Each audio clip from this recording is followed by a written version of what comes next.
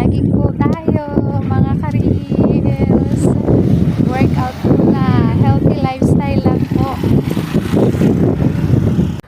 Yan, kailangan po nating mag-jogging, mga kapatid, or mag-workout. Sa ganun, matanggal po yung mga kolesterol at mga taba-taba sa ating mga katawan. Yan, magandang hobby po ito, mga kapatid, nang sa ganun, hindi po tayo magkaroon ng sakit. Yan, enjoy lang po ang buhay, mga ka-reels, para matanggal yung mga taba-taba. Ang init.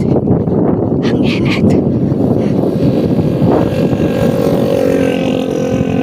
Jogging po kami ngayon dito sa diversion dito sa San Juan.